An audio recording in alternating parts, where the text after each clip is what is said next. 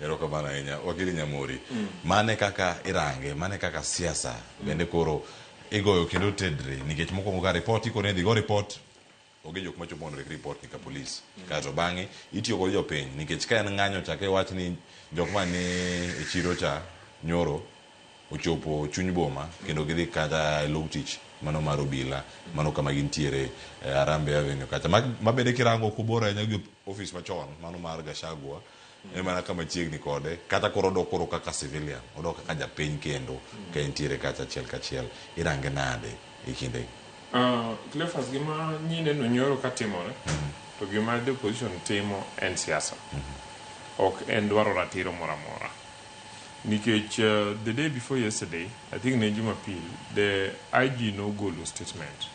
mo wacho ni gisebedo ka investigate various incidences ma the opposition osebedo ka make a complaint especially wach mi wacho ni ne nitie attack on Gachagua gi joge watima to giwacho ni apart from information ma giyudo e gazette to gi news e TV onge ng'ama osedhi mo report gini any police station to ne gise kwayo in public statements gise kwayo chieng' mane jogi odhi mokwongo neno IG ni mondo jogi odhi mondo report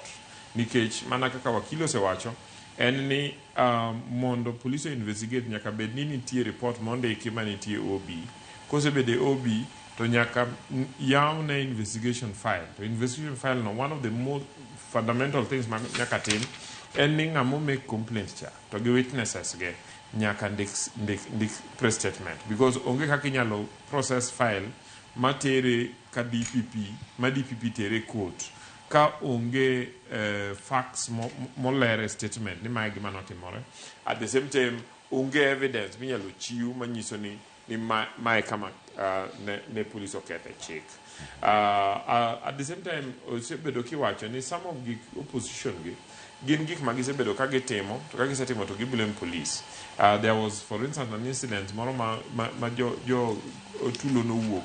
mo wich tear gas tineno ka no gol e picha no ng'ato ka wuok achiel kuom tokni mane Gachagua ringogo to wuok gi chuma to goyo glass mar gine dirisa ma chien mar mtoka no kose goyo to chako chikore mtoka no to giwuok gi ringo to mtoka ma chien to ng'ato mako gino gi video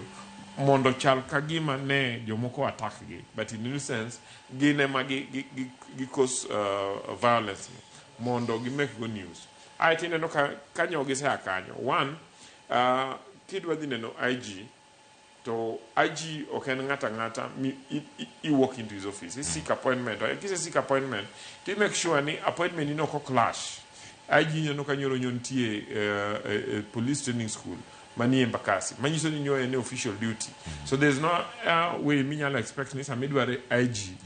to nyaka yude because role ne en ensuring ni jo Kenya te are secure